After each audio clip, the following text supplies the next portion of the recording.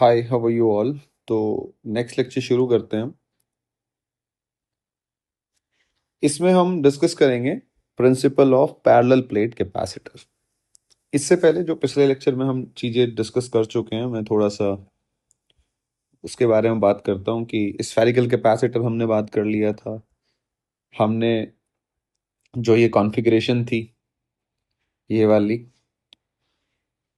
इसकी ज्योमेट्री के लिए, ये जो ज्योमेट्री आई है इसके लिए कैपेसिटेंस निकाल दी थी। अब भैया स्फेरिकल से मिलके बनाई है, स्फेरिकल कंडक्टर से बनाई है, तो इसलिए इसको नाम दे दिया स्फेरिकल कैपेसिटर।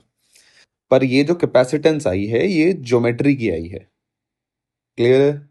तो ये बात बड़ी इंपॉर्टेंट है कि कैपेसिटेंस ऑफ, ये जो कैपेसिटेंस है ये डिपेंड किस पे करती है? ज्योमेट्री पे। Capacitance of geometrical configuration that is made by two spherical conductor, ये इनकी वजह से आई है निकल के।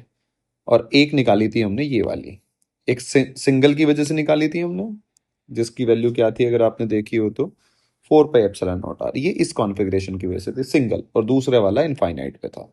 ठीक है जी।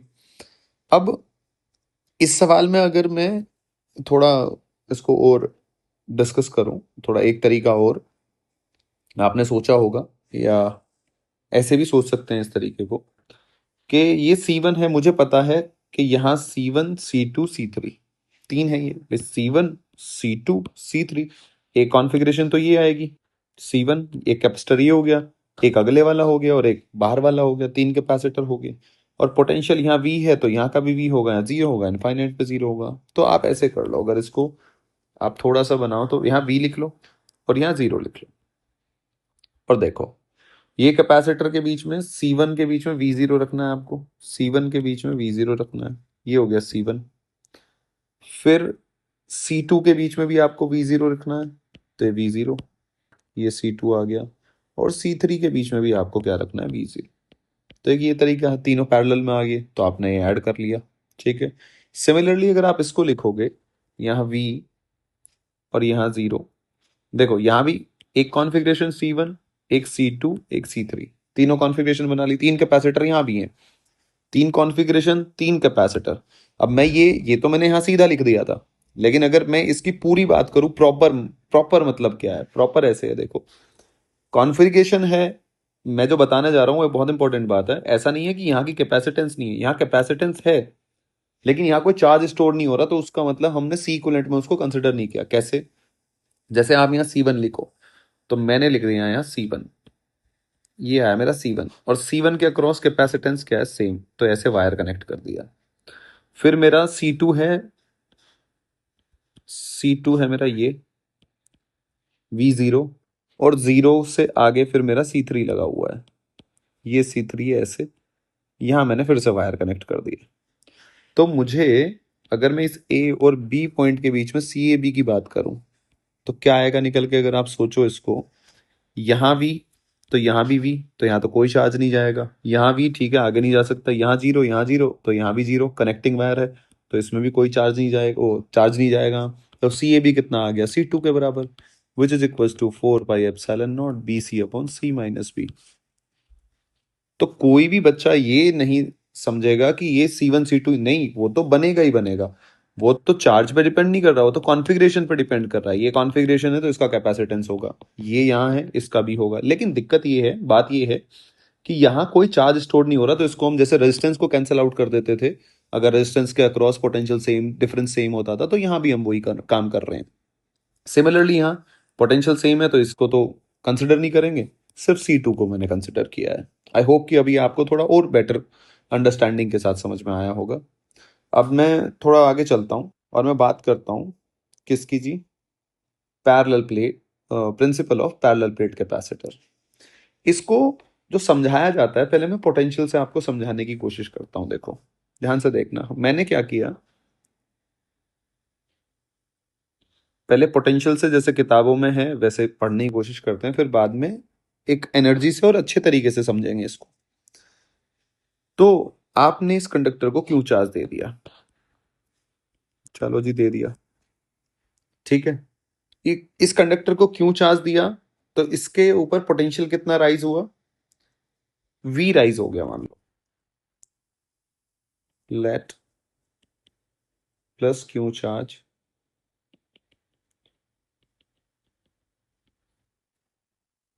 is given to conductor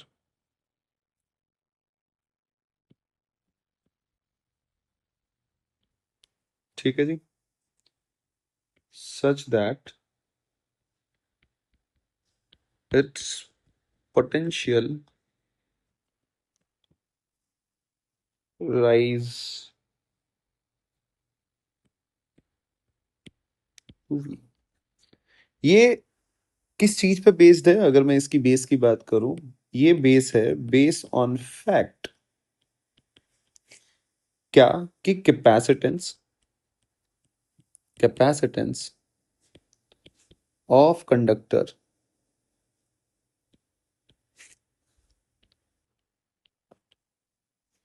can be increased by reducing potential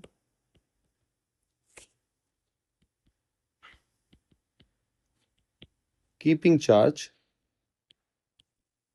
constant यानी कि C will be equals to Q by ultimately delta V है अभी मैं समझाऊंगा तो आप Q को कांस्टेंट कर दो और V को अगर आप घटाओगे तो इनवर्सली प्रोपोर्शनल आएगा 1/ΔV तो अगर आप डेल्टा V को डिक्रीज करोगे तो सीधी सी बात है C आपका इंक्रीज होगा आई होप कि इतनी बात आपके समझ में आ रही होगी अब बात क्या है असल में जो है डेल्टा वी पहले तो मैं इसकी बात कर देता हूँ डेल्टा वी क्या लिखा है मैंने असल में क्या है डेल्टा वी क्या होगा वी माइनस वी इनफाइनाइट आप इनफाइनाइट से चार्ज लेके आ रहे होंगे ऐसे इनफाइनाइट से ला रहे होंगे इसके ऊपर ला के रखा होगा तो यहाँ का पोटेंशियल मैंने वी मान लिया और ये वी इनफाइनाइट का तो जीरो है तो इसलिए मैंने डेल्टा वी जो लिख लिया इसलिए आपको किताबों में सीधा लिख देंगे वो कि वी माइनस जीरो और ये जो वी है जो इसका पोटेंशियल है ये रेफरेंस में ही है क्योंकि एब्सोल्यूट तो आपको पता ही है एब्सोल्यूट हम डिफाइन नहीं कर सकते तो अब मैं इसको क्या यूज करूंगा मेरी चीजों के अंदर मैं इसको ऐसे यूज करूंगा C will be equals to Q by V तो ये V समझ जाना अब ये डेल्टा V ही है अल्टीमेटली हमने रेफरेंस में डिफाइन किया होगा अब क्या कर रहा है कि ये कहता है कि अगर मैं Q को सेम रखूं इसको क्या रखूं भाई सेम और मैं इसको रिड्यूस कर दूं क्या करूं मैं इसको रिड्यूस तो C मेरा इंक्रीज हो जाएगा अब लेकिन करूं तो करूं कैसे तो ये क्या करता है कि अच्छा ये दिमाग लगाता है और एक ये जो कंडक्टर है ऐसे इसके साइड में एक न्यूट्रल कंडक्टर ला के रखता है ठीक है जी ये क्या है अभी न्यूट्रल इसको हम नाम दे लेते हैं ए ये बी कंडक्टर लेके आया यहाँ प्लस क्यू चार्ज था तो चार्ज का जो होगा वो ऐसे होगा यहाँ आपको पता ही है माइनस इंड्यूस होगा और भैया यहाँ प्लस इंड्यूस होगा डिस्ट्रीब्यूशन तो आपको आता ही है करना उसमें मैं अभी इंटरेस्टेड नहीं हूँ डिस्ट्रीब्यूशन में कैसे है क्या है अभी जिस बात में मैं इंटरेस्टेड हूँ वो देखते हैं तो अब आप मुझे एक बात बताओ अगर मैं ध्यान से देखना अगर मैं अब बात करूं इसके ऊपर पोटेंशियल की इसके ऊपर वी पोटेंशियल था अब मैं उसकी बात करूं तो इसकी वजह से भी पोटेंशियल आएगा और इस पॉजिटिव की वजह से भी पोटेंशियल आएगा अब नेगेटिव ये क्या कहता है कि नेगेटिव सीधी सी बात है इसकी क्लोज है नियर है और पॉजिटिव दूर है तो नेगेटिव का इफेक्ट ज्यादा रहेगा तो अगर मैं इस पे पोटेंशियल की बात करूं वी को अब मैं क्या लिखूंगा देखो यानी कि C dash will be equals to Q upon अब वी कितना हो गया वी तो पहले उस क्योंकि वैसे वी तो है ही उस पे plus V minus plus V plus add हो जाएगा और मुझे पता है v minus is greater than v positive अब नेगेटिव चार्ज की वजह से तो पोटेंशियल क्या होगा नेगेटिव ही आएगा नहीं आएगा ठीक है ये नेगेटिव है ये पॉजिटिव है पॉजिटिव की वजह से स्केलर क्वांटिटी है तो ये पॉजिटिव होगा अब v नेगेटिव यानी कि नेगेटिव वाली क्वांटिटी ज्यादा है नेगेटिव वाली क्वांटिटी ज्यादा है मान लो कि ऐसे मान रहा हूं कि ये -4 है और ये प्लस के 2 है तो जब आप इनको ऐड करोगे तो कितना आया -2 अब -2 इसमें से घटाओगे तो पोटेंशियल तो घटेगा ही ना तो मैं यहां से कह सकता हूं कि सी डैश क्या हुआ आपका इंक्रीज हो गया यहां पे इसका लॉजिक क्या है कि भैया ये कहता है कि नेगेटिव चार्ज जो है दिख भी रहा है नेगेटिव चार्ज क्या है is near to plate A तो इस वजह से V negative will be greater than V positive magnitude ज्यादा होगा उसका इफेक्ट ज्यादा होगा तो ज्यादा इम्पैक्ट डालेगा। तो अब बात क्या आई कि क्या मैं और रिड्यूस कर सकता हूं? तो इसने क्या किया कि अच्छा, और रिड्यूस करने का मतलब है कि खाली अगर यहाँ नेगेटिव ही नेगेटिव रहे तो ज्यादा सही है। भाई -4 ही रहे, इसको क्या खत्म किया जा सकता है? तो इसने दिमाग लगाया, कंडक्टर में पढ़ा भी था, तो इसने क्या किया, इसने बहुत अच्छी सी चीज की। ऐसे किया और इसने क्या दिया कि एक काम करो आप भाई, आप इसको ऐसे कर लो और इसको यहाँ भैया ग्राउंड कर लो। जैसे ही आपने ग्राउंड किया, तो मैंने कंडक्टर में पढ़ाया भी था, प्लेट को अगर आप ग्राउंड कर देते हो तो यहाँ चार्ज कितना आएगा, 0। और सारा का सारा चार्ज अंदर चला जाएगा, शिफ्ट हो जाएगा। तो ये कॉन्फ़िगरेशन आएगी, +Q-Q ऐसे होगा। तो अगर मैं यहाँ C की बात करूं, तो Q/V प्लस, खाली भी नेगेटिव आएगा तो और घट गया, तो ये क्या हो गया, और डिक्रीज हुआ। तो इसका मतलब C डबल डैश, यानी कि C double dash is greater then C dash is greater then C। यहां से शुरू किया था हमने, यानी कि कैपेसिटेंस हमने एक ठीक ठाक अमाउंट में बढ़ा दिया है। क्या यूज करके? हम एक अर्थ कंडक्टर को जब एक चार्ज कंडक्टर के पास लाके रखते हैं, तो चार्ज जो कंडक्टर है उसकी कैपेसिटेंस बढ़ जाती है। ठीक है, क्या बढ़ जाती है? कैपेसिटेंस। और इसी को बोलते हैं हम principal of parallel plate capacitor, कि आपने दो प्लेट की मदद करके आपने अपनी एनर्जी को स्टोर कर लिया है कुल मिला के। ठीक है। अब ये एक तरह से थोड़ा किताबी बात है कि वो कहेगा कि principle of parallel plate capacitor, कि व्हेन अर्थ कंडक्टर प्लेट, ठीक है, earth conducting plate is in the vicinity of a conducting plate, ठीक है जी, जिसके ऊपर +Q चार्ज रखा हुआ है, तो वो आपसे कहेगा कि इसकी जो कंडक्टर की जो कैपेसिटी है वो इंक्रीज हो जाती है, ऐसे करके वो कहेगा। तो ये बेसिकली जो ये आप लेके आए हो, इसी को बोलते हैं क्या, ये लेके आना रखना, इस सब को बोलते हैं क्या, यही है principle of parallel plate capacitor. ठीक है जी, principle of parallel plate capacitor हमने कैसे कैसे किया, अल्टीमेटली क्यू को सेम रखा, और क्यू को सेम रख के हमने क्या किया, इस कंडक्टर की कैपेसिटी को इंक्रीज कर दिया। ठीक है जी।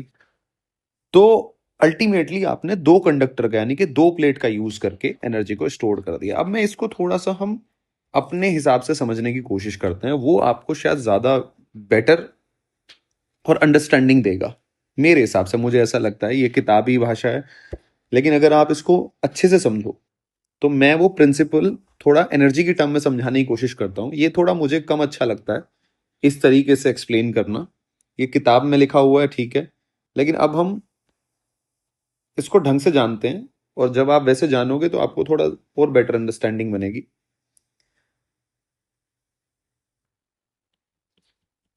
कि अगर आप देखो, मैं आपको अगर समझाऊं, ये प्लेट थी, ध्यान से देखना, ये प्लेट थी, इसको आपने +Q चार्ज दे रखा था, तो ये प्लेट के दोनों तरफ जाएगा चार्ज, और दोनों तरफ कितना चार्ज जाएगा, आपको पता है, Q/2 और Q/2।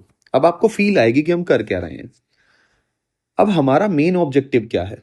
अगर आप यहां पे देखो, तो यहां पे इसकी वजह से एनर्जी ऐसे होगी, ऐसे होगी ना। भैया आप जब इलेक्ट्रिक फील्ड बनाते हो शीट की वजह से, तो ऐसे ही तो बनाते हो, ऐसे। ठीक है, तो ये इलेक्ट्रिक फील्ड है। अब इलेक्ट्रिक फील्ड, ये इलेक्ट्रिक फील्ड है इसका, ऐसे। अब कुल मिला के बात ये है कि एनर्जी फैली हुई है, तो फैली हुई एनर्जी किसी काम की नहीं है। क्लियर है? हमारा ऑब्जेक्टिव क्या है? हमारा मेन ऑब्जेक्टिव क्या है बेटा? मेन ऑब्जेक्टिव, मेन ऑब्जेक्टिव है कि अच्छा कैपेसिटर बनाना। पहली बात, टू मेक गुड कैपेसिटर, जिसकी कैपेसिटेंस अच्छी हो, और सबसे इंपॉर्टेंट बात यह है जिसको यूज किया जा सके, यानी कि एनर्जी को स्टोर करना पड़ेगा आपको। इस सिंगल आइसोलेटेड तो मेरे किसी काम का नहीं है, फैली हुई एनर्जी। तो मेरा यहाँ मेन काम क्या है, अगर मैं यहाँ अपने काम की बात करूं, मेन काम मेरा क्या है कि एनर्जी को स्टोर करना। ये जो फैली हुई एनर्जी है, अगर मैं इसको स्टोर कर लेता हूँ, ये जो फैली हुई एनर्जी है, ये जो एनर्जी फैली हुई है, अगर मैं इसको स्टोर कर लूँ, बंद कर दूँ, ठीक है, अभी तो ये इधर भी फैली हुई है, इधर भी फैली हो, तो मेरा सारा काम आसान हो जाए। तो मैं क्या करता हूँ, मैं एक और कंडक्टर लेके आता हूँ। मैं क्या करता हूँ, ध्यान से देखना। मैं क्या करता हूँ, इस इलेक्ट्रिक फील्ड यानी कि इलेक्ट्रिक फील्ड को मैं बंद कर दूं अगर इन दो के बीच में, तो ये प्लस क्यों है बच्चे, ये प्लस क्यों है? तो अब डिस्ट्रीब्यूशन करो एक बार, आपको तब समझ में आएगा। ये मुझे पता है कि ये Q/2 होता है, ये बच्चे प्लस Q/2 होता है, ये माइनस Q/2 होता है, ये प्लस Q/2 होता है। आई होप कि इतने में तो कोई दिक्कत नहीं होगा। अब अगर आप देखो, अंदर जो फील्ड होगा वो तो ऐसे होगा, पॉजिटिव टू नेगेटिव। भाई ये नेगेटिव हो गया, ये पॉजिटिव हो गया, तो अंदर तो फील्ड ऐसे होगा, पॉजिटिव टू नेगेटिव। बाहर जो फील्ड होगा वो ऐसे होगा। और याद रखना, ये ई क्या होता है, ई नेट होता है। ई क्या होता है, ई नेट होता है। याद है आपको, अगर मैं इस रीजन में इलेक्ट्रिक फील्ड की बात करूं तो इसकी वजह से और इसकी वजह से तो जीरो होगा, खाली ये Q/2, ये Q/2 और ये Q/2, ये दोनों की वजह से इधर आएगा। सिमिलरली जो अंदर फील्ड होगा, इसकी वजह से इधर होगा, इसकी वजह से इधर होगा, तो ये तो कैंसिल आउट हो गए। अंदर वाले इसकी वजह से इधर होगा, इसकी वजह से इधर होगा, तो ये अंदर जो है वो अंदर वालों की वजह से है, और जो बाहर है वो बाहर वालों की वजह से है। तो ये याद रखना है, इसलिए मैंने दोनों रीजन में अलग अलग बनाए। अब मेरा कुछ कुछ हिस्सा मेरा पूरा हो गया कि ये कैपेसिटर का अच्छा बनाना है, मतलब मेरे को कैपेसिटर कुछ ऐसा करना है, मैंने चार्ज दिया तो मेरी सारी एनर्जी स्टोर हो जाए तो मेरा ज्यादा बेहतर बनेगा। लेकिन यहां आप देखो कि ये एनर्जी तो यहां फैली हुई है, लेकिन हाँ ये वाली एनर्जी मैंने थोड़ा सा बंद कर लिया इसको। अगर मैं ये वाली एनर्जी भी बंद कर लूं, इसको भी बाहर ना जाने दूं, यानी कि मैं क्यों जो चार्ज है ये इधर ना आके इधर आ जाए, सारा ही चार्ज सारी ही एनर्जी यहां अंदर स्टोर कर लूं, तो और बढ़िया बात है। यानी कि मैं अच्छा कैपेसिटर बना पाया कुछ ऐसा जुगाड़ करके। किसको मैं एनर्जी, भाई मैंने क्यों चार्ज दिया कैपेसिटर को, और चार्ज सारा का सारा चार्ज अंदर ही स्टोर्ड हो गया, तो वो तो अच्छी बात है ना। तो उस वही करना है मुझे, अब वही करना है। तो मैंने कंडक्टर जब हमने पढ़ा था, तो कंडक्टर में आपको याद है कि मैंने क्या किया था कि भैया ये कुछ ऐसा है और ये दो प्लेट है, ठीक है, दूसरी प्लेट है आपने जो लाके रखी। तो आपने क्या किया, इस प्लेट को ग्राउंड कर दिया। अब इस जैसे ही आपने इस प्लेट को ग्राउंड किया, तो इसके ऊपर चार्ज कितना था, प्लस क्यू। हमें पता है इसके ऊपर चार्ज कितना आएगा, क्यों, इसके ऊपर चार्ज, इसके ऊपर चार्ज कितना है, क्यों, इसके ऊपर क्यू माइनस क्यू, यहां कितना है माइनस क्यू, और यहां कितना होता है जीरो। ये जीरो का लॉजिक वही होता है, V0 इनफाइनाइट पे जीरो, तो बीच में तो होगा नहीं, तो E0 क्योंकि डेल्टा V0। तो इस प्लेट पे कोई चार्ज नहीं आएगा। चार्ज का डिस्ट्रीब्यूशन ऐसे होता है। फिर मैं हल्का सा रिकॉल करा देता हूं कि इस P पॉइंट पे, EP पे जीरो होना चाहिए electric field. Inside conductor property है, इनसाइड कंडक्टर बच्चे, क्या आप मेरी बात समझ पा रहे हैं? तो कंडक्टर के अंदर इलेक्ट्रिक फील्ड जीरो करने के लिए, जीरो करने के लिए सारा का सारा चार्ज कहां शिफ्ट हो जाता था, इधर वाली साइड। क्लियर है? अदरवाइज अगर यहां भी चार्ज आएगा तो इन दोनों की वजह से तो फील्ड, इन दोनों की वजह से तो फील्ड इस पॉइंट पे जीरो आ जाएगा, ठीक है। लेकिन इसकी वजह से फील्ड आएगा, तो यहां चार्ज जीरो होना ही होना चाहिए अगर इसको सेटिस्फाई करना है तो इसलिए जब इसकी कॉन्फ़िगरेशन देखते हैं हम, तो इसकी कॉन्फ़िगरेशन कुछ ऐसे बनती है बच्चे, क्या, ठीक है। यानी कि जब आप इसको ग्राउंड कर देते हो बच्चे, तो सारा चार्ज बच्चे यहां आ जाता है, ये प्लस क्यों और ये माइनस क्यों, बन गया ना कैपेसिटर। तो सारी की सारी एनर्जी आपने यहां स्टोर कर दी, सारी की सारी एनर्जी आपने। और मेरा टास्क यही तो था, एक अच्छा कैपेसिटर बनाना। तो मैं एक अनचार्ज्ड प्लेट को लेके आया, न्यूट्रल कंडक्टिंग प्लेट को, उसको ग्राउंड कर दिया पास में रख के, तो सारा का सारा चार्ज मेरा स्टोर हो गया। तो ये कॉन्सेप्ट है कि मैंने सारा का सारा चार्ज स्टोर कर दिया, इसी को बोलते हैं प्रिंसिपल ऑफ। तो अल्टीमेटली एनर्जी से अब ज्यादा बेटर अंडरस्टैंडिंग बनी होगी कि मुझे सारी एनर्जी स्टोर करनी है अंदर। तो ये मैंने ये जुगाड़ बनाया कि भैया ऐसे ऐसे बना देता हूं, इसी को कहते हैं principal of parallel plate capacitor. कि आप जब एक अर्थ, मतलब एक अनचार्ज न्यूट्रल कंडक्टर को पास में लाके अर्थ कर देंगे तो सारा का सारा चार्ज अंदर स्टोर हो जाएगा। इसी को बोलते हैं principal of parallel plate capacitor. I hope कि आपके ये समझ में आ रहा होगा मैंने क्या किया। तो हमने एक कैपेसिटर बना, अब हम कैपेसिटेंस निकालते हैं। क्या निकालते हैं अब हम? Capacitance of parallel plate capacitor. देखो जी, यहां से अब चीजें, और यहां से बहुत अच्छी चीज शुरू होगी। जैसा दिख रहा है वैसा है नहीं, अभी धीरे धीरे बढ़ेंगे तब आपको पता चलेगा कि एग्जैक्टली मीनिंग क्या है। बहुत सारी बातें अब यहां से, ये हमारे सिलेबस का हिस्सा है पैरेलल प्लेट कैपेसिटर, और ये बहुत अच्छे से पढ़ेंगे। आगे का सारा चैप्टर इसी पे बेस्ड है, पैरेलल प्लेट कैपेसिटर। तो मैं अब कौन सा ज्योमेट्रिकल रीजन दिख रहा है आपको? भाई इलेक्ट्रिक फील्ड यहीं लिख सकता हूं बीच में, यहीं तो लिख सकता हूं बीच में, और तो कहीं लिख नहीं सकता। भाई यहां थोड़ा ना लिखाओगे आप, यहां थोड़ा ना, यहां तो मैं लिख ही नहीं सकता।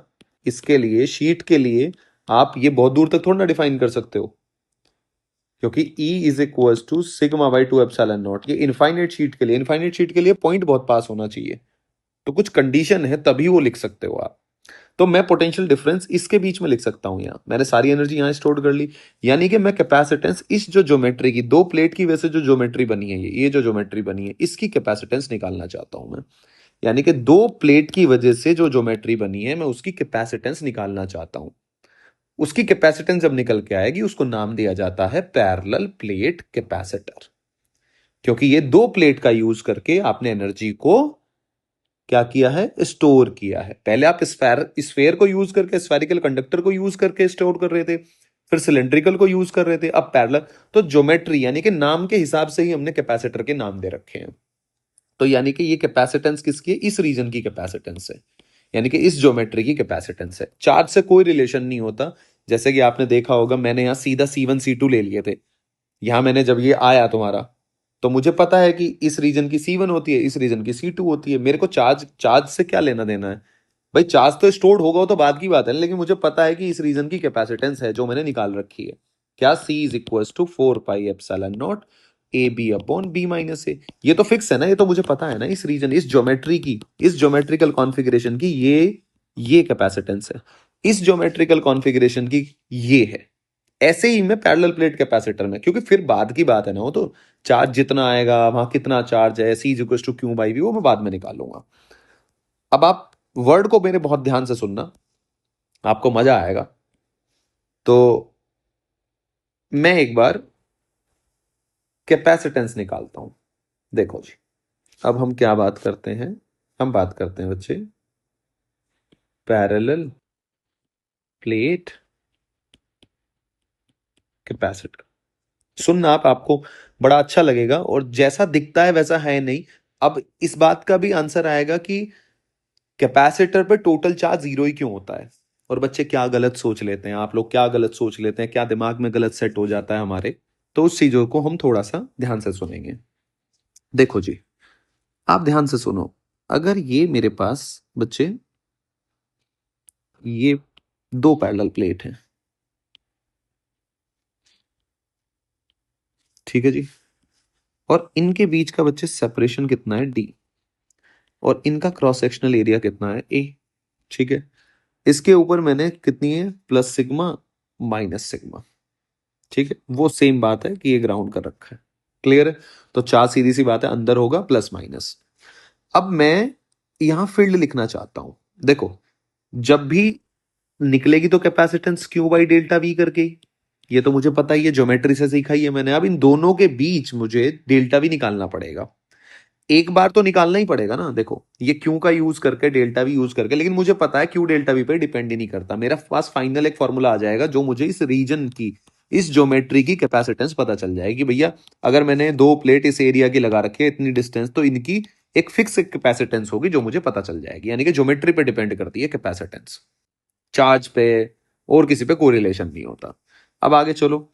अगर मैं अंदर फील्ड की बात करूं तो इस पॉजिटिव की वजह से इधर होगा, नेगेटिव की वजह से इधर होगा। तो यहां E की वैल्यू कितनी हो जाएगी? अगर मैं कहूं तो E1 प्लस E2। पॉजिटिव की वजह से कितना होता है? Sigma by two epsilon not, और नेगेटिव की वजह से भी sigma by two epsilon not, यानी कि ये कितना है? Sigma by epsilon not. क्या आप मेरी बात समझ पा रहे हैं? दूसरी बात, ये जो लेंथ है, ये जो आपने L लेंथ ली है, मैं आपको ये बता दूं, ये L is very very greater than D है, तभी वैलिड है। अब कहोगे सर ये क्या लिख दिया? अरे भाई, इनफाइनाइट वाले फॉर्मूले लगा रहे हो ना, ये तो इसके लिए तो कंडीशन थी ना कि ये एरिया ये बड़ा होना चाहिए, पॉइंट पास होना चाहिए, तो वही तो है ना, एरिया बड़ा है, पॉइंट एरिया इस डी के कंपैरिजन में बहुत बड़ा है, तो इसलिए आप कैसे इसको मान रहे हो, ये वाला फॉर्मूला आप लगा पा रहे हो, इनफाइनाइट वाला नहीं तो आप लगा ही नहीं पाते। वो उसका तो सिंपल सा लॉजिक ये है। अब मैं डेल्टा वी अगर लिखूं दो प्लेट के बीच में, तो डेल्टा वी क्या हो जाएगा जी? E dot D R. 1 से 2 गए, ई तो कांस्टेंट है, तो ई को लिखो sigma by epsilon not into D R, मतलब डी। तो डेल्टा वी निकल के आ गया। अब क्यू को क्या लिख, सिग्मा को क्या लिख सकते हो? Q by A into D बच्चे, ये क्या है? Delta V. तो सी आ गया Q upon Q into D into epsilon naught A बच्चे। क्यू से क्यू कट कर दिया, C will be equals to epsilon naught A by D. क्या आ गया? Epsilon naught A by D. अभी हम मीडियम की बात नहीं कर रहे, वो अलग से सेक्शन पढ़ेंगे। तो अभी मुझे इतना पता चल गया कि जो कैपेसिटेंस है पैरेलल प्लेट कैपेसिटर की, पैरेलल प्लेट कैपेसिटर की जो कैपेसिटेंस आई वो आई epsilon naught A by D. अब यहां से मैं कुछ इंपॉर्टेंट इंपॉर्टेंट बातें लिखूंगा, तो आपको सुन के और चीजें थोड़ी और क्लियरिटी आएगी। तो epsilon naught A by D ये तो याद ही रखना है कि भैया कैसे कैसे आया। अभी आपको निकालना आना चाहिए कि डेल्टा वी, आपको पता है कि कॉन्फ़िगरेशन में डेल्टा वी निकालते हैं, क्यू बाई डेल्टा वी करते हैं, यही एक बेसिक फॉर्मूला है, यही तरीका है। आप भूल भी जाओ तो खुद से निकाल लो। अब यहां इंपॉर्टेंट बात क्या है? इंपॉर्टेंट बात यह है कि आपने ये कैपेसिटेंस ये डिफाइन किया है आपने। मैं आपको अगर हल्का सा बताऊं, ये था आपने, ठीक है। तो आपने क्या कर रखा है, ये जो आपका रीजन है, ये रीजन, इसकी कैपेसिटेंस सी आई निकल के epsilon naught A by D. ये जो कैपेसिटेंस है ये है क्या एक्चुअल में? ये है कैपेसिटी ऑफ ज्योमेट्रिकल कॉन्फ़िगरेशन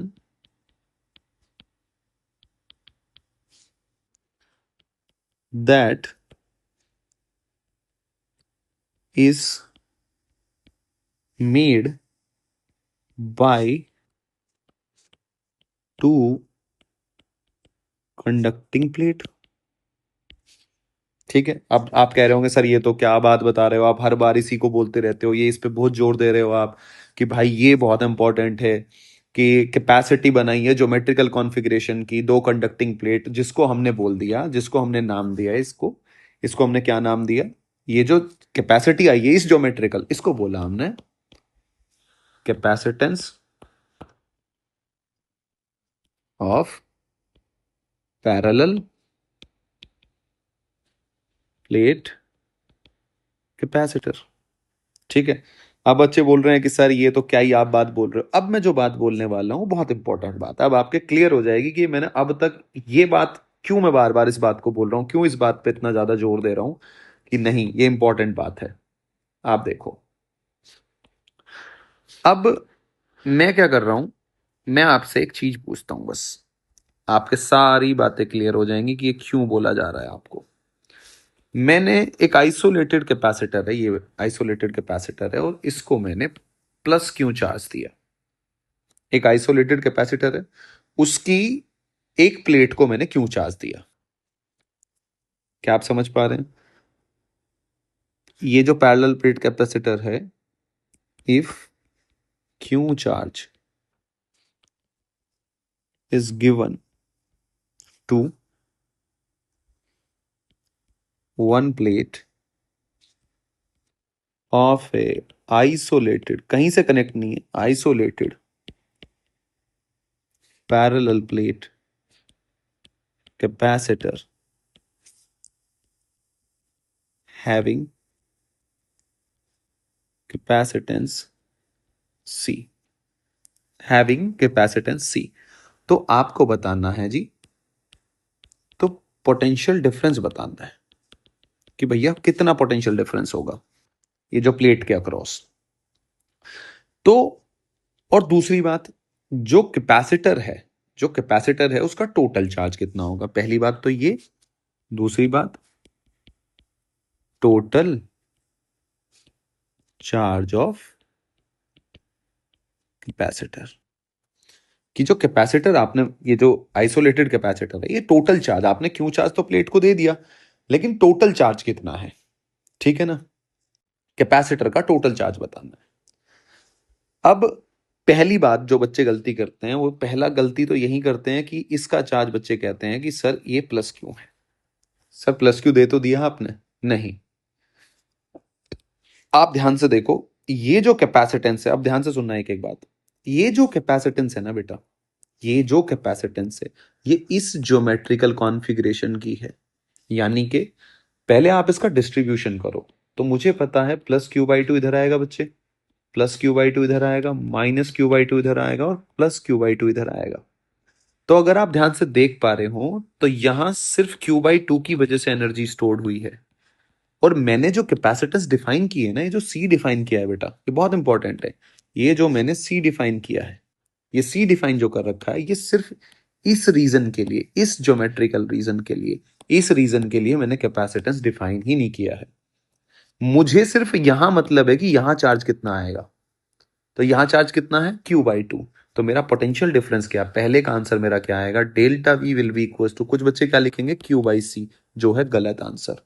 क्योंकि क्यू चार्ज तो भैया तुमने दे दिया, लेकिन रीडिस्ट्रीब्यूट होके जो आपने कैपेसिटेंस, यानी कि जो यहां की कैपेसिटेंस है, यहां कितना चार्ज आया, क्यू बाई टू, यहां तो क्यू बाई टू की जो एनर्जी है वो स्टोर्ड हुई है ना। तो मुझे तो सिर्फ यहां जो चार्ज आया उससे मतलब है ना, क्योंकि मैं कैपेसिटेंस कैसे डिफाइन करता हूं, delta V E dot D are, यहीं से तो मैंने सी निकाला था ना, और ई कहां का लिया था मैंने, बीच का। क्या आप मेरी बात समझ पा रहे हैं, क्योंकि इन दोनों की वजह से तो अंदर कोई फील्ड ही नहीं होगा, कंट्रीब्यूट ही नहीं करेगा। क्या आप मेरी बात समझ पा रहे हो, तो वो तो डेल्टा वी में आएगा ही नहीं।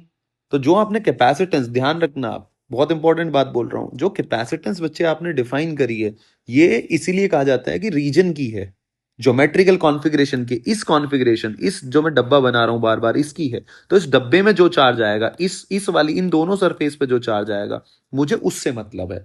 तो आपका जो करेक्ट आंसर होगा वो क्या होगा, delta V will be equal to Q by C. अगर मैं इसको क्यू डैश लिख लूं, तो क्यू डैश कितना है यहाँ पे, Q by two C.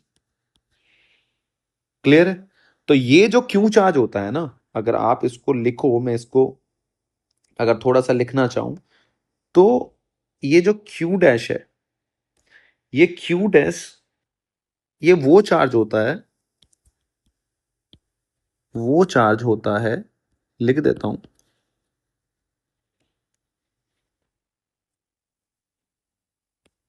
Which involve in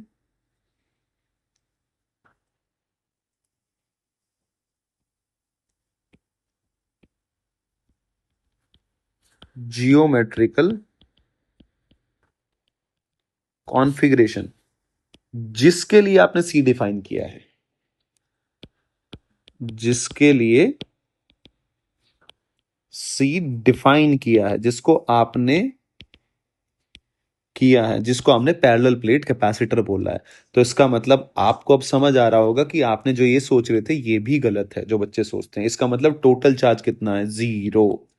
शायद अब आपको समझ में आ रहा होगा कि कोई भी कैपेसिटर ले लो, अब इस बात को मैं सम अप करता हूं, अच्छा लगेगा आपको। कोई भी कैपेसिटर ले लो, उस कैपेसिटर के ऊपर टोटल चार्ज हमेशा जीरो ही रहेगा, क्योंकि वो कॉन्फ़िगरेशन में आप दो कंडक्टर ले रहे हो। और कंडक्टर की प्रॉपर्टी क्या होती है कि अपोजिट साइड जो फेस होते हैं वह इक्वल और अपोजिट चार्ज होता है। तो आप यहां बात करो, आपने यहां चार्ज दे लिया, 2Q दे लो, 3Q दे लो, जब चार्ज का रिडिस्ट्रीब्यूशन होगा तो आपको पता है यहां इक्वल एंड अपोजिट ही आएगा। गॉस याद है आपको, गॉस, इक्वल एंड अपोजिट, तो यहां भी इक्वल एंड अपोजिट। अगर मैं थोड़ा पीछे चलो, यहाँ स्फेरिकल देखो, यहाँ कुछ भी ले लो आप, कोई भी, तो यहाँ टोटल चार्ज, यहाँ माइनस तो यहाँ प्लस आएगा, इक्वल एंड अपोजिट रहेगा तो जीरो ही आएगा। आप बाहर वाले की बात करो, आप कई के दिमाग में सर बाहर तो क्यों चार्ज है, नहीं भाई, इसके लिए कंडक्टर कहाँ है, इनफाइनाइट पे, तो यहाँ जितना है उतना ही माइनस का यहाँ रहेगा, तो इसके लिए भी जीरो ही आएगा। तो टोटल चार्ज क्या होता है कंडक्टर में, जीरो होता है कैपेसिटर में। क्लियर है। तो ये आप दो बातों को प्लीज मिक्स मत करना यहां। आप, इसीलिए मैंने अलग से पॉइंट लिखवाया है ताकि ये कॉन्फ़िगर, अब आपको शायद समझ आ रहा होगा कि मैं क्या बोल रहा था, कि कैपेसिटी जो होती है ज्योमेट्रिकल कॉन्फ़िगरेशन की होती है, ना कि चार्ज वार्ज से और पोटेंशियल से लेना देना। हाँ, निकालते हैं उसका यूज करके, लेकिन जो अंदर वाली चीज है ना, मुझे उससे मतलब है, मेरा अंदर कितना चार्ज आया, मेरी एनर्जी कितनी स्टोर्ड हो रही है। क्योंकि भाप देखो ना, Q/2 की वजह से तो एनर्जी स्टोर्ड नहीं हो रही, तो ये तो कंट्रीब्यूट ही नहीं करेगा कैपेसिटेंस में। कैपेसिटी में अगर मैं फील्ड की एनर्जी की टर्म में भी बात करूं तो ये तो इसका कोई मतलब ही नहीं है, इसकी एनर्जी तो इधर फैली हुई है, इसकी वजह से तो अंदर तो फील्ड है ही नहीं कुछ भी। इन दोनों की वजह से तो कैंसिल आउट हो जाएगा ना मिलके। तो जब आप डेल्टा वी भी लिखोगे तो डेल्टा वी में कहाँ कंट्रीब्यूट हो रहा है, होगा ही नहीं। तो वो तो यहाँ के इनके बीच, इन दो पॉइंट के बीच में जो पोटेंशियल डिफरेंस होगा वो तो इस चार्ज की वजह से होगा ना, इन्हीं की वजह से तो फील्ड होगा, दोनों की वजह से। तो इसलिए हम क्यू डैश जो होता है वो कॉन्फ़िगरेशन वाला लेते हैं। ये बहुत इंपॉर्टेंट बात है। जैसे अगला सवाल देखो, और थोड़ा सा आपको समझ बनेगी और थोड़ा सा अच्छा लगेगा। और ये बहुत गहरी बात है, यहां से सवाल भी आता है। जैसे आपको एक सवाल दे दिया, मैं सवाल की फॉर्म में लिखता हूं उसको।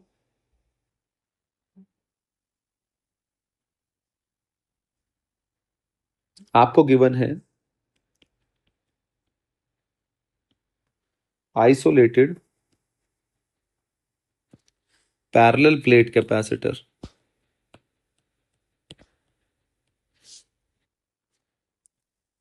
जिसकी कैपेसिटेंस कितनी दे रखी है जी, सी। अब आपको समझ में आएगा कि कॉन्सेप्ट जैसा दिखता है वैसा है नहीं, तो आपको बिल्कुल, अगर क्लीन नहीं हो आप कॉन्सेप्ट के मामले में तो सब गड़बड़ हो जाएगा। The four surface has charge Q1, Q2, Q3, Q4. The potential difference, the potential difference between plate। तो ये आपको कुछ कॉन्फ़िगरेशन ऐसे गिवन है ऑलरेडी कि ये है आइसोलेटेड है, और आपने इसको यहाँ Q1 है या Q2 है या Q3 है या Q4 है, ये दे रखा है। और ये मल्टीपल करेक्ट है, तो इसलिए आपको इसका मल्टीपल और ऑप्शन भी देता हूं मैं, देखो कितने ऑप्शन कैसे हैं और आपको क्या लगेगा। तो ए ऑप्शन है Q1 plus Q2 by C, the potential difference between the plate। B option है Q2 by C। C option है Q3 by C।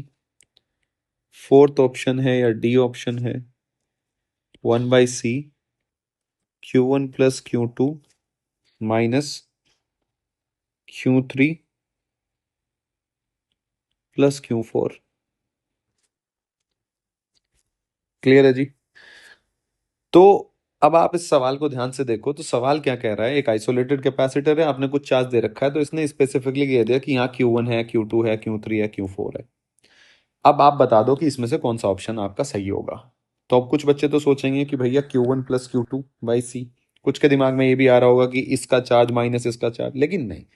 यहाँ सेम वही बेसिक कॉन्सेप्ट लगाना है कि भैया जो कैपेसिटेंस है, वो कैपेसिटेंस किस रीजन के लिए डिफाइन की गई है, किस ज्योमेट्रिकल कॉन्फ़िगरेशन के लिए डिफाइन की गई, इस ज्योमेट्रिकल कॉन्फ़िगरेशन के लिए, सी। तो जब मैं डेल्टा वी लिखूंगा तो मुझे पता है कि Q2 मैग्नीट्यूड में बराबर होते हैं Q3 के, इक्वल एंड अपोजिट। तो delta V will be equals to Q2 बाई आप C लिखो या फिर Q3 बाई C लिखो। तो ये ऑप्शन और ये ऑप्शन दोनों करेक्ट है। इनसे मुझे कोई मतलब नहीं है, इनका कोई कंट्रीब्यूशन नहीं है। जब मैं डिफाइन करता हूं तो मुझे कैपेसिटी, मुझे तो जो कैपेसिटेंस का मतलब क्या है, मुझे तो ये कैपेसिटेंस यानी कि उस कॉन्फ़िगरेशन में कितना चार्ज स्टोर्ड है, मुझे तो उससे मतलब है ना। जिस कॉन्फ़िगरेशन के लिए कैपेसिटी डिफाइन इसके लिए कर रखी है, चार्ज इसका लोगे, ये कोई मतलब थोड़ी ना हुआ। कैपेसिटेंस एक ज्योमेट्रिकल रीजन के लिए डिफाइन होती है, तो मुझे उस ज्योमेट्रिकल रीजन में कितना चार्ज स्टोर्ड है, मुझे उससे मतलब है। इसीलिए टोटल चार्ज कैपेसिटर में हमेशा जीरो होता है, क्योंकि आप कैपेसिटेंस जो डिफाइन करते हो, दो कंडक्टर स्फेरिकल हो, सिलेंड्रिकल हो या किसी और शेप का हो, आप उसके बीच की ही डिफाइन करते हैं, डेल्टा भी पोटेंशियल डिफरेंस लेके। और वो हमेशा कंडक्टर है तो प्रॉपर्टी फॉलो करेगा, इक्वल एंड अपोजिट चार्ज हमेशा होंगे ही होंगे। देखो यहां मैंने ग्राउंड भी नहीं किया हुआ, लेकिन फिर भी आंसर आपको कैपेसिटेंस। तो ग्राउंड हो ना हो उससे कोई मतलब नहीं है। जरूरी नहीं है कि हर जगह ग्राउंड हो। हम दिमाग में क्या होता है कि यार ये तो ग्राउंड ही नहीं है तो कैपेसिटर ही नहीं है, नहीं, डेफिनेशन ही गलत है। ग्राउंड होने से कैपेसिटेंस डिफाइन नहीं होती है, वो एक तरीका है कि सारी की सारी एनर्जी अंदर आ जाए, वो बढ़िया है। अगर मैं इसको ग्राउंड कर दूं तो ये सारी सारा चार्ज यहां आ जाएगा, बाकी यहाँ आ जाएगा और सारी एनर्जी यहाँ स्टोर हो, वो बढ़िया बात है, बहुत अच्छी बात है। लेकिन अगर ग्राउंड नहीं भी है तब भी भाई इसकी इस रीजन की तो कैपेसिटेंस होगी ना, कॉन्फ़िगरेशन तो बनी रही है ना, जरूरी थोड़ी ना है ग्राउंड हो या ना हो। तो ये बड़ी एक नॉर्मल सी बात है। एक और सवाल इसके ऊपर, जैसे कई बार डेटा में दे देता है, ये तो थोड़ा सा वैसा सवाल हो गया। एक और सवाल देखो, ये भी देख के आपको थोड़ा सा बेहतर लगेगा, अच्छा लगेगा कि ए charge 20 microcoulomb is placed on the positive plate of an isolated parallel plate capacitor of capacitance 10 microfarad, then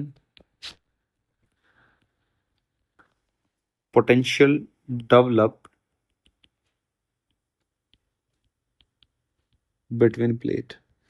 तो इस सवाल ने भी देखो क्या, और ऑप्शन क्या दिए हुए हैं, ऑप्शन बड़े अच्छे ऑप्शन दिए हुए हैं। ए 1 वोल्ट, बी 2 वोल्ट, सी 3 वोल्ट और डी 4 वोल्ट।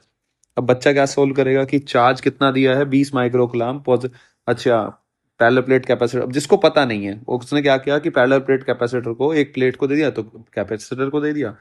तो डेल्टा वी वो क्या निकालेगी, 20/10, 2 वोल्ट आंसर, और ये टिक करेगा और आगे बढ़ जाएगा। लेकिन एक बच्चा जिसको कॉन्सेप्ट पता है, जिसने मास्टर की बात ध्यान से सुनी है, उसने कहा कि अच्छा आइसोलेटेड है भाई, ध्यान से तो पढ़ो एक बार। तो आइसोलेटेड में भैया ये है 2 प्लेट ए बी। मुझे तो यहाँ चार्ज कितना आएगा उससे मतलब है ना, उसको पता चल गया कि कैपेसिटेंस तो यहाँ के लिए डिफाइन है ना, सी तो यहाँ के लिए डिफाइन है। तो इस रीजन में कितना चार्ज आया, कितना, वही उसी स्टोर चार्ज से तो मतलब है ना। आपने इसको 20 माइक्रोकुलाम चार्ज दिया, तो जब डिस्ट्रीब्यूशन होगा चार्ज का तो 10 माइक्रोकुलाम तो इधर आया, 10 इधर आया, -10 इधर आया और 10 इधर आया। तो इसका मतलब कितना चार्ज स्टोर हुआ कैपेसिटर के अंदर, 10 माइक्रोकुलाम। जब मैं कैपेसिटर के चार्ज की बात करता हूं तो मैं एक प्लेट के चार्ज की बात करता हूं। जब मैं टोटल चार्ज ऑफ कैपेसिटर, कितना टोटल चार्ज है, तो टोटल चार्ज तो जीरो ही रहने वाला है। अगर कैपेसिटर ने कितना यहां चार्ज किया स्टोर्ड, यानी कि डेल्टा भी कैसे निकालो मैं, Q/C, यानी कि चार्ज स्टोर्ड है, चार्ज स्टोर्ड बाई कैपेसिटर, यानी कि उस कॉन्फ़िगरेशन में कितना, जिस कॉन्फ़िगरेशन के लिए आपने सी डिफाइन किया है।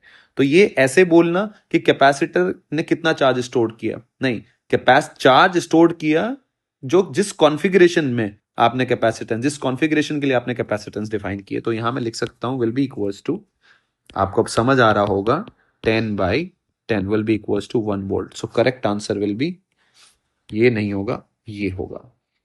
आई होप कि अब आपके समझ में आया होगा टोटल चार्ज जीरो क्यों बोलते हैं। चाहे ग्राउंड, कुछ बच्चे सोचते हैं कि ग्राउंड नहीं है तो चार्ज जीरो कैसे होगा, नहीं।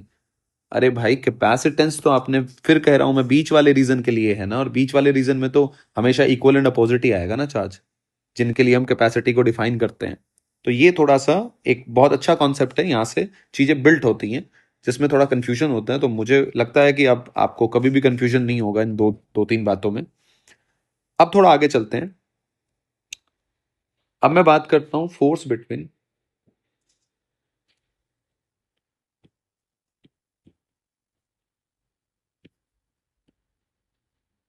parallel plate of capacitor, इसके बीच में फोर्स की बात करते हैं। तो आप ध्यान से देखो,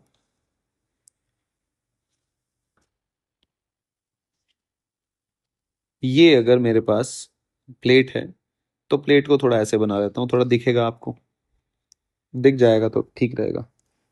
इसका भी मैं ऐसे ही बना लेता हूं,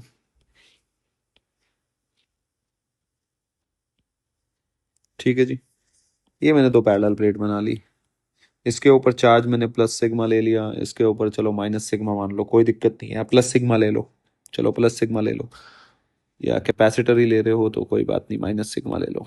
ऐसे ही बना रखा है। अब इसके ऊपर अगर मुझे, तो मैं छोटा सा पार्ट लूंगा, इस छोटे से डी क्यू चार्ज के ऊपर फोर्स कितना लगेगा, डी क्यू इंटू ई। ये ऐसे ऐसे छोटे छोटे कई बना लूंगा मैं, तो सबका जब मैं इधर ही रहेगा सबका, इस पॉजिटिव की वजह से किधर होगा, इलेक्ट्रिक फील्ड की डायरेक्शन तो ये है जी, सॉरी मैं इलेक्ट्रिक फील्ड की डायरेक्शन तो ये है, हर जगह इलेक्ट्रिक फील्ड की डायरेक्शन इस पॉजिटिव की वजह से यही होगी। तो जो डी क्यू या मैंने डी क्यू चार्ज जो माना है, ये डी क्यू, ये सब जगह मैंने डी क्यू मान रखा है, तो मैं सुपर पोजिशन करूंगा सब एक ही डायरेक्शन में, तो फोर्स कितना आ जाएगा, डी क्यू इंटू ई। और नेगेटिव पे फोर्स तो ऑपोजिट डायरेक्शन में लगता है, तो फोर्स सीधी सी बात है, एफ तो अट्रैक्टिव होगा ऐसे। तो डी क्यू, तो टोटल चार्ज कितना हो गया तुम्हारा ये, सिग्मा इंटू एरिया, सबको ऐड ही करना है ना। ई क्या हो गया, sigma by two epsilon not, एक की वजह से, एक एक शीट की वजह, इसकी वजह से अगर मैं ई की बात करूं तो क्या होगा, sigma by two epsilon not. और फोर्स कितना आ जाएगा, sigma square A by two epsilon not, ये आपका आ गया फोर्स। अब ये क्या है, एक्शन रिएक्शन होता है, तो नेगेटिव पॉजिटिव पे भी इतना लगाएगा, पॉजिटिव नेगेटिव पे, तो यहां से आप क्या कह सकता हूं मैं, एक्शन रिएक्शन। आई होप कि आपके समझ में आ रहा होगा मैंने क्या बताया, ये सिंपल सिंपल सी बात है, इतनी बात है। अब मैं थोड़ी सी बात करूंगा ओवरलैपिंग एरिया के बारे में। जो एरिया है, क्रॉस सेक्शनल एरिया है, ये एरिया कौन सा होता है, कौन सा एरिया लेते हैं हम, ठीक है। तो वो बड़ी एक, यहाँ भी एक थोड़ा सा पॉइंट है, अच्छा पॉइंट है वो, इंपॉर्टेंट पॉइंट है, जो कि ये ओवरलैपिंग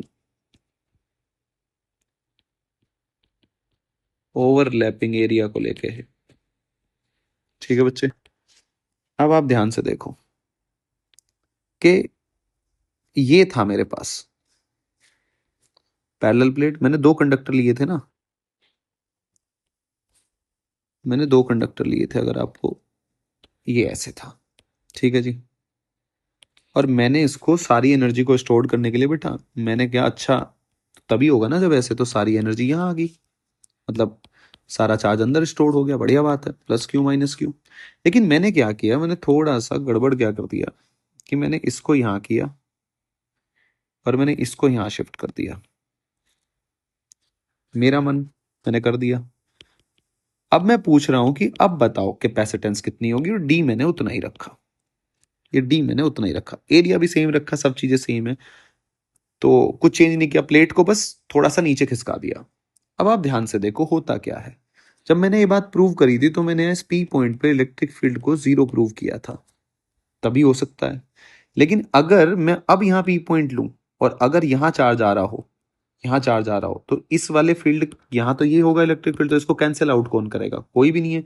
तो इसका मतलब सारा का सारा चार्ज इस लाइन के और इस लाइन के ऊपर, क्योंकि यहां मुझे इस रीजन में ई क्या करना पड़ेगा, जीरो। मैं कैसे प्रूव करूंगा, यहां भी इस रीजन में अगर चार्ज रहा तो आप ई को जीरो नहीं कर पाएंगे, ई को आप जीरो नहीं कर पाएंगे, क्योंकि यहां नेगेटिव आएगा ऐसे, तो इस नेगेटिव की वजह से कहां होगा फील्ड, इधर, तो यहां जीरो कहां हुआ। लेकिन अगर सारा चार्ज ये यहां शिफ्ट हो जाएगा, सारा चार्ज यहां शिफ्ट हो जाएगा, तो हाँ यहां कंडीशन ये पॉजिटिव की वजह से इधर, नेगेटिव की वजह से यहां कंडीशन सेटिस्फाई हो सकती है। तो इसलिए to satisfy this condition, conductor की प्रॉपर्टी को सेटिस्फाई करने के लिए सारा का सारा चार्ज यहां शिफ्ट हो जाता है, इसको बोलते हैं हम ओवरलैपिंग एरिया, इस वजह से शिफ्ट होता है। अब ये रट्टा मारने वाली बात नहीं है कि ये नहीं यहीं आएगा, खुद से ही शिफ्ट हो जाता है, खुद से क्यों शिफ्ट होगा, कोई लॉजिक भी तो होना चाहिए ना, शिफ्ट होगा, या मुंह उठाया शिफ्ट हो गया। वो इसलिए होता है क्योंकि यहाँ पे फिर इलेक्ट्रिक फील्ड आप कंडक्टर के अंदर इनसाइड द कंडक्टर जीरो नहीं प्रूव कर पाएंगे अगर यहाँ भी चार्ज रहेगा, क्योंकि इसकी वजह से यहाँ, यहाँ क्यों हो पा रहा था कि इसकी वजह से यहाँ, इसकी वजह से इधर होता तो कैंसिल आउट हो जाता, यहाँ तो इसकी वजह से ही आएगा ना, इस पॉजिटिव की वजह से। कैंसिल आउट होने के लिए यहाँ कहीं नेगेटिव होना चाहिए, वो है नहीं, वो नीचे चला गया, तो इसलिए चार्ज अपने आप को ऐसे एडजस्ट कर लेता है ताकि ये कंडीशन आपकी सेटिस्फाई करे। तो अब मैं आपको सीधी सी बात बताता हूं, ये जो है इसको बोलते हैं हम क्या, ओवरलैपिंग एरिया। तो कैपेसिटी, क्योंकि कैपेसिटेंस आपने चेंज कर दी ना, आपने कितने रीजन के लिए आप डिफाइन कर रहे हो, बस इस रीजन के लिए, भाई यही तो चार्ज है ना सारा स्टोर्ड, मुझे तो चार्ज स्टोर्ड, वही बात आ गई, अब कॉन्फ़िगरेशन ही चेंज होगी। तो सी आपका क्या आया बच्चे यहां निकल के, epsilon naught A by D, और ए क्या है आपका, ए ओवरलैपिंग एरिया। समझ रहे हैं आप, अब इस ओवरलैपिंग एरिया के ऊपर एक सवाल कर लेते हैं, बड़ा अच्छा सा सवाल, आपको अच्छा लगेगा।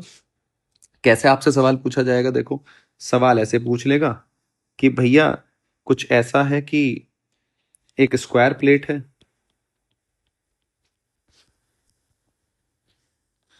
ऑफ साइड ए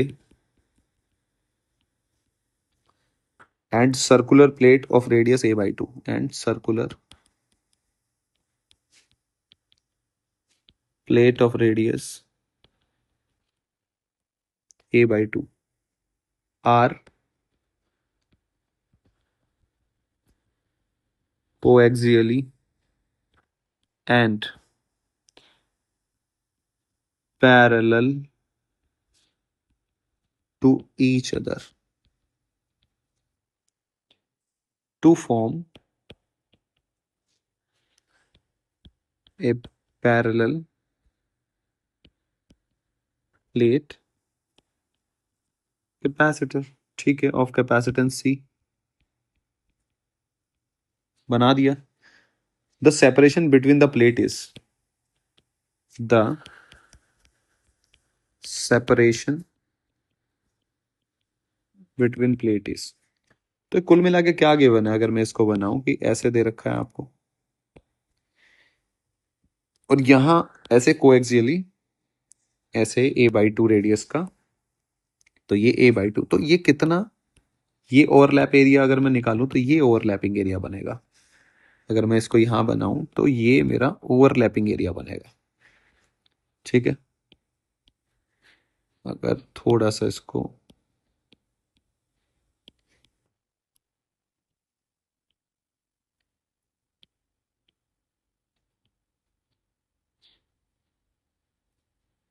थोड़ा सा छोटा बना लेते हैं इसको ताकि ये अच्छा दिखे। तो ये मेरा वो एक तरह से ओवरलैपिंग एरिया होगा, तो ये मेरी इस ज्योमेट्रिकल रीजन की आएगी मेरे पास सी। तो सी क्या हो जाएगा मेरे पास? Epsilon not a/d। तो डी कितना हो गया बच्चे मेरा?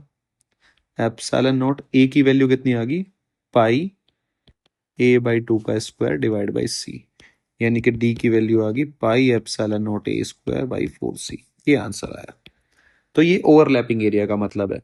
रीजन क्या है वो मैंने आपको दे दिया। कंडीशन सेटिस्फाई करने के लिए यहाँ इलेक्ट्रिक फील्ड जीरो होना चाहिए, तो ये इधर इधर शिफ्ट हो जाता है।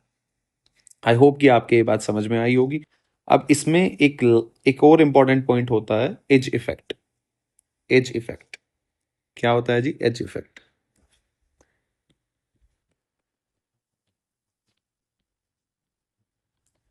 तो एज इफेक्ट में क्या कहानी है कि ये आपका ये कैपेसिटर है और ये आपने ऐसे कर दिया,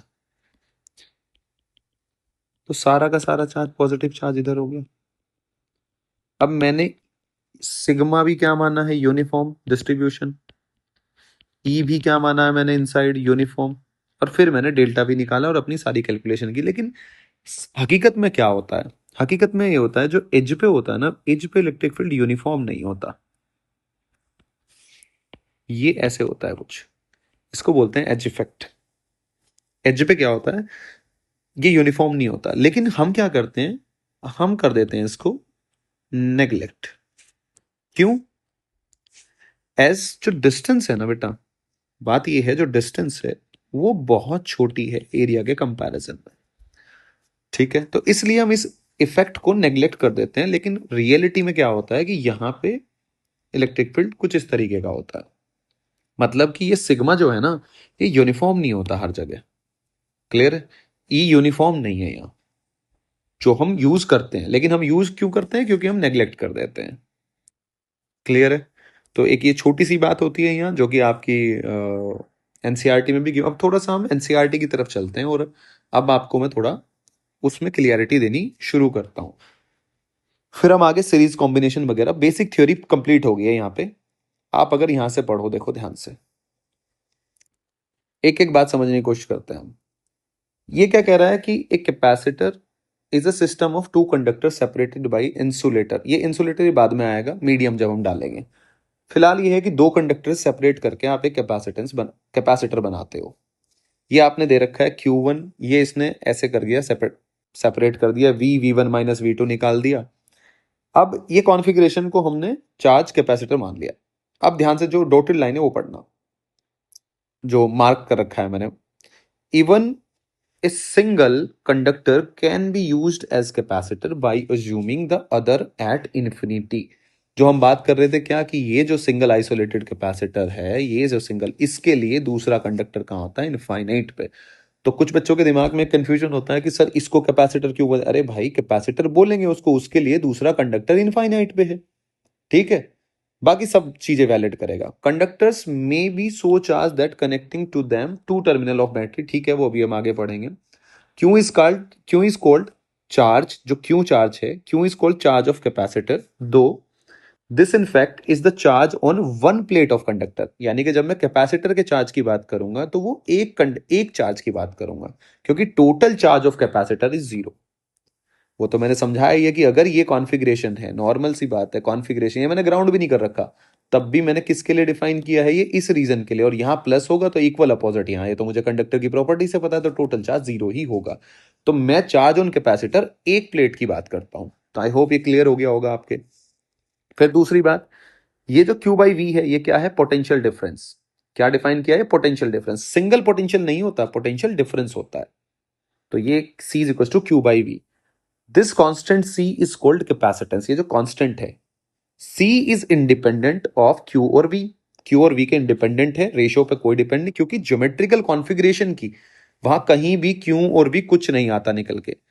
पैरेलल प्लेट के लिए क्या होता है बच्चे, अगर पैरेलल प्लेट के लिए बात करो, epsilon not A by D. अगर मैं स्फेरिकल के लिए बात करूं तो 4 पाई एप्सिलॉन नॉट बी। अगर मैं एस कॉन्फ़िगरेशन के लिए बात करूं तो 4 pi epsilon naught A B upon B minus A, ठीक है। अगर मैं उसके लिए बात करूं 2 pi epsilon naught upon L N B by A cylindrical के लिए। तो कहीं भी यहाँ चार्ज का कोई लेना, यानी कि ज्योमेट्रिकल जो कॉन्फ़िगरेशन है उसके लिए कैपेसिटेंस आई, और उसका हमने नाम जैसी ज्योमेट्री वैसा ही उसको नाम दे दिया। ये अब आपके शायद समझ में आ रहा होगा।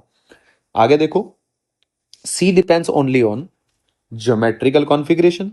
यहां देखो मैंने मार्क भी कर रखा है, shape and size and separation of the system. बिल्कुल सही बात है, epsilon naught A by D, यानी कि सेपरेशन पे भी डिपेंड करता है, शेप पे, साइज पे, सारी चीजों पे डिपेंड करता है वो। Of two conductors as we sell, ठीक है, ये नेचर ऑफ, ठीक है, ये बाद में, ये बाद का पार्ट है, अभी बाद में जब मीडियम फिल कर देते हैं, डायलेक्ट्रिक मीडियम, तो क्या फर्क पड़ता है। The SI unit of capacitance is 1 farad, ठीक है, वोल्ट पर मीटर। एक कैपेसिटर विद फिक्स्ड, ये सिंबल है, ये फिक्स्ड का सिंबल होता है, और वेरिएबल का ये सिंबल होता है। क्लियर है जी। अब बात क्या है कि हम प्रैक्टिकल इंपॉर्टेंस हमारे क्या है, प्रैक्टिकल इंपॉर्टेंस का मतलब है कि जब ये जो V है, पोटेंशियल डिफरेंस कम हो और चार्ज ज्यादा हो, तभी तो फायदा है। वो इसने लिखा है कि for large C V is small for a given Q। Clear है। This means a capacitor with large capacitance can hold large amount of charge Q at a relative small V। Clear है। क्योंकि अगर electric field फिर medium को भी तो ionise कर देता है ना। क्या आप मेरी बात समझ पा रहे हैं। तो ज्यादा से ज्यादा चार्ज स्टोर करना वही हमारा मेन टास्क है। This is of practical importance. High potential difference implies strong electric field around the conductor. Clear है, ये समझ में आ रहा है। High potential difference implies strong electric field around the conductors. अब वही बात जो पहले हमने समझाई थी, मन मर्जी का चार्ज नहीं दे सकते। ए स्ट्रॉन्ग, ये नहीं कि कितना भी पोटेंशियल डिफरेंस आप क्रिएट कर दो, strong electric field can ionize the surrounding air, accelerate the charge, so produce to oppose, so produce, ये किसको एक्सेलरेट करेगा, accelerate the charges, so produce to the oppositely charged plate, thereby neutralize the charge on capacitor plate at least partially. In other words, the charge of the capacitor leaks away due to reduction in insulating power of intervening medium। यानी कि आपने क्या ionise कर दिया, अगर positive है उसके ऊपर तो नेगेटिव उसका अट्रैक्ट किया अपनी तरफ, और न्यूट्रलाइज करके उसने चार्ज को लीक कर लिया। लीक करने का ये मतलब होता है, लीक करने का ये नहीं है कि चार्ज कूद के भग गया वहां से। अब अगले पढ़ो। The maximum electric field that dielectric medium can withstand without break down is called dielectric strength. यानी कि ये वो स्ट्रेंथ है, ये वो फील्ड की वैल्यू है, इससे ज्यादा दोगे तो ब्रेक डाउन हो जाएगा। ये मैक्सिमम ये बस झेल सकता है, इतना झेल सकता है, इससे ज्यादा नहीं झेल सकता। अब अगर मैं थोड़ा आगे बात करूं, ये देखो, put differently there is a limit. इस सारी बातों का कंक्लूजन अब यहां है जो मैं क्या, there is a limit to the amount of charge that can be stored on a given capacitor without significant leaking. Clear है जी? In practice a farad is a very big unit. वो हमने पढ़ा ही था, क्योंकि हमने अर्थ के लिए निकाला था, अर्थ की कितनी बड़ी और कितना आया था, 711 micro farad. The most common unit are its sub multiple, जैसे आपने माइक्रो में मिलेगा, नैनो में मिलेगा, पीको में मिलेगा। क्लियर है? तो सर्किट्स में capacitor is the key element of most AC circuit, वो बात की बात है। तो हम ये यूज तो करते ही हैं, फैन वगैरह में, अप्लाइंसेस में हमारे यूज होते हैं। तो ये एक बेसिक बात थी जो मैंने आपको 2 लेक्चरों में समझाई है कि है क्या। तो अब आपको ये याद रखना है कि आपने कैपेसिटेंस कॉन्फ़िगरेशन, ज्योमेट्रिकल कॉन्फ़िगरेशन की कैपेसिटेंस होती है, उनका नाम दिया जाता है। और कैपेसिटेंस बीच वाले चार्ज से मतलब होता है। आपने चार्ज दे दिया कॉन्फ़िगरेशन को, मुझे मतलब नहीं है, मुझे कंडक्टर के आमने सामने इस चार्ज से मतलब है कि उस कॉन्फ़िगरेशन में कितना चार्ज आया है, जिस कॉन्फ़िगरेशन के लिए मैंने डिफाइन किया है। यानी कि ये वाला जो कितनी एनर्जी स्टोर्ड है, इसके लिए मैंने कैपेसिटेंस बनाई है। तो उस कॉन्फ़िगरेशन ने कितना चार्ज स्टोर किया है, मुझे उस चार्ज से मतलब होता है। ये कुछ बातें बहुत इंपॉर्टेंट हैं, जिनसे सवाल आपने देखे हैं, जो मैंने सवाल भी कराए हैं। काफी लॉजिकल सवाल हैं, और बच्चे जनरली उनको गलत करते हैं क्योंकि थ्योरी का अंदाजा गलत होता है। तो अब हम नेक्स्ट क्लास से सीरीज कॉम्बिनेशन और पैरेलल कॉम्बिनेशन की तरफ चलेंगे। और सीरीज कॉम्बिनेशन भी आपको जैसा दिखता है, रेजिस्टेंस में जैसा पढ़ा था वैसा नहीं होता, थोड़ा सा अलग होता है। तो हम नेक्स्ट लेक्चर में शुरू करेंगे।